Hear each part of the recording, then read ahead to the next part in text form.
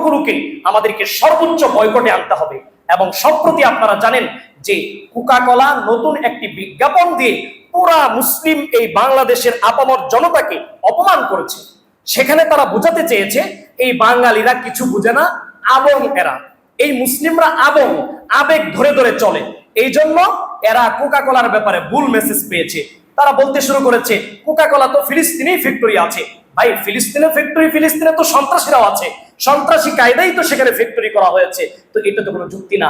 এইভাবে তারা বোঝাতে চেয়েছে বাংলার মানুষ মগা, এরা জানে না, এরা এতদিন ভুল করেছে। এবং সেই অভিনয়ে দেখা যাচ্ছে যখন ভুলটা তাকে বোঝানো হয়েছে তখন এক ব্যক্তি বলেছে আগে কুক খেতে চায় নাই, এরপরে সে বলেছে দে কুক, এরপরে সে মুখে গিলেছে, মানে বুঝিয়েছে এই বাঙালি মুসলমানরা শুধু আবেগের উপর চলে, অর্থাৎ দ্বীনি আবেগকে, আমাদের ইসলামী আবেগকে এরা অপমান করেছে।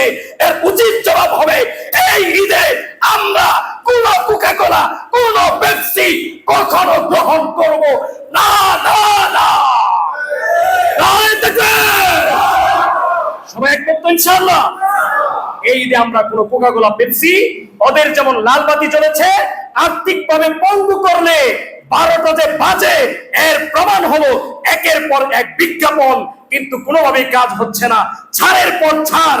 কিন্তু বাংলার মুসলমান যখন বুঝে ফেলেছে কুকে ঢোক দেওয়া মানে আমার ভাইয়ের রক্ত চুষা, তখন কখনো এই বাংলার মুসলমান আর এই কুকে ঢোক দিবে না। এমনকি এই কুকের যত পণ্য আছে পেপসি সহ সবগুলোকে একযোগে বয়কট করবো ইনশাআল্লাহ।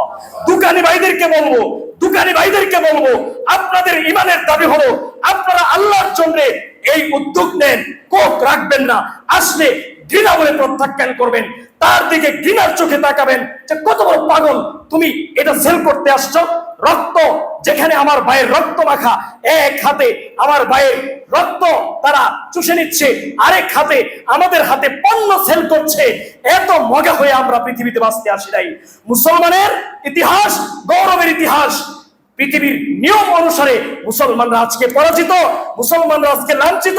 সময়ের পরিসরে অবশ্যই মুসলমানরা আবার বিজয়ী হবে। ইমাম মাহদীর সাথে হাতে হাত মিলিয়ে পতাকা তলে যুদ্ধ করবে। গোটা বিশ্বে ইসলামী খেলাফত কায়েম হবে, ইসলামী খেলাফত কায়েম হবে। আমার তৌহিদি জনতা, সকল নিষ্পেষিত মানুষ তার অধিকার ফিরে পাবে, সকল বালতাবাজদের নিপাত যাবে, ওদের দাফন হবে ইনশাআল্লাহ। দাজ্জাল এসে যখন এই দুনিয়াতে বিভ্রান্তি সৃষ্টি করবে, দাজ্জালকে সেদিন নিহত করে এই পৃথিবীতে আবার সোনালী শাসন আমরাই কায়েম করব।